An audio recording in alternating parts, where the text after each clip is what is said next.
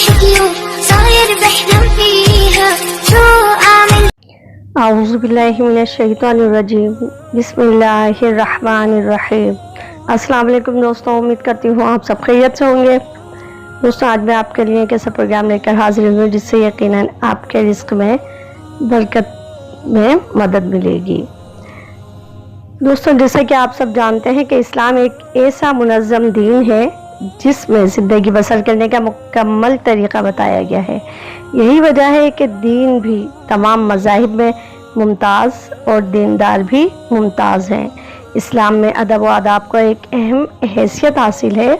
اس دین میں زندگی کے ہر فعل کے آداب موجود ہیں، خواہ کھانے کے ہوں، پینے کے ہوں، سونے کے ہوں، چلنے کے یا اٹھنے بیٹھنے کے۔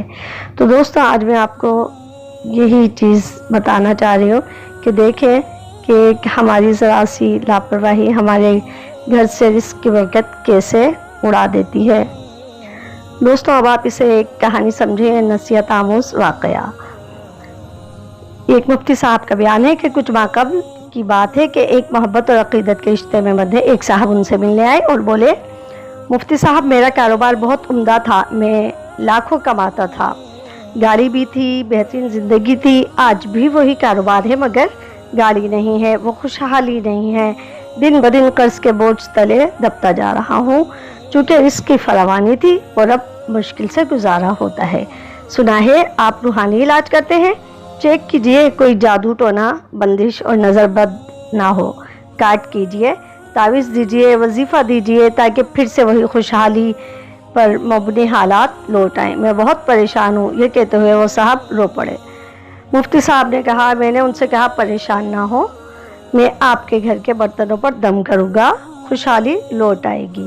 انہوں نے کہا، کیا مجھے گھر کے برتن لانا پڑیں گے یا آپ گھر آئیں گے؟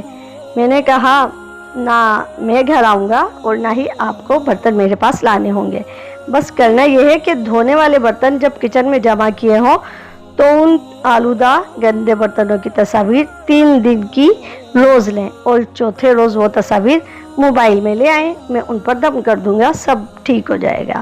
برتن دیکھے تو کسی برتن میں کچھ سالن تھا، کسی میں کچھ، یعنی رزق کھانا ضائع ہو رہا تھا اور دھل کر گندے نالے میں جا رہا تھا۔ میں نے پوچھا، یہ برتن ہیں، ان میں کھانا ہے جیسے سالن وغیرہ، اس کا کیا کرتے ہیں؟ وہ صاحب بولے، ظاہر ہے کہ یہ سب دھل کر نالی میں جائے گا۔ میں نے ان سے کہا کہ میں دم نہیں کروں گا۔ انہوں نے وجہ پوچھی تو قصہ مختصر مفتی صاحب نے کہا، آج کے بعد بچا ہوا کھانا اس طرح برتن دھل کر گندے نالے یا کوڑے میں نہیں پھینکنا، بلکہ برتن اچھی طرح کھانا کھاتے ہوئے صاف کرنے ہیں، اتنا ڈالیں پلیٹ میں جتنا کھانا ہے، اور بچ جانے والا کھانا کسی غریب کو یا چھت پر جانوروں، بلی کو کھلا دیں۔ قصہ مختصر، رزق کی بے ادبی نہ ہو۔ انہوں نے وعدہ کیا کہ آج کے بعد ایسا نہ ہوگا۔ جو رزق کی بے ادبی کی صورتیں ہیں آپ نے بیان کی ہیں، آج کے بعد ان میں سے کوئی بھی نہیں ہوگی۔ میں نے ان کی تسلی کے لیے 21 مرتبہ سورہ فاتحہ پڑھ کر نفسیاتی طور پر ان کو تسلی دی کہ واقعی دم کیا ہے۔ کچھ دن کے بعد وہ صاحب ملنے آئے اور مجھ سے گلے ملے اور رونا شروع کر دیا، ہاتھ چومے اور حد سے زیادہ عقیدت کا اظہار کیا اور بولے، مفتی صاحب، اب میرا کاروبار بہت بہتر ہو گیا، بہترین اور بڑے بڑے آرڈر دوبارہ ملنا شروع ہو گئے ہیں، آپ کے دم نے تو کمال کر دیا۔ میں نے ان سے کہا، حضور اکرم صلی اللہ علیہ وسلم کی حدیث کے مطابق رزق کی بے ادبی تنگ دستی لاتی ہے۔ آپ نے کاروبار بیان کیا، اس میں کوئی شرعی خرابی نہ تھی، آپ نماز بھی پڑھتے ہیں، تو مجھے اسی وقت یہ آئیڈیا ہوا کہ کہیں رزق کی بے ادبی کا شکار نہ ہو۔ آپ نے رزق کا ادب شروع کیا تو وہ واپس لوٹ آیا، بس اتنی سی بات تھی۔ اس نے عزم مصمم کیا کہ انشاءاللہ مرتے دم تک رزق کے ایک ایک ذرے کو ضائع نہیں کروں گا اور اس کے ادب اور تعظیم میں کوئی کسر نہ چھوڑوں گا۔ دوستوں، کھانے کے ایک لقمہ ضائع کرنے کے متعلق بھی رسول اللہ صلی اللہ علیہ وسلم نے منع فرمایا ہے۔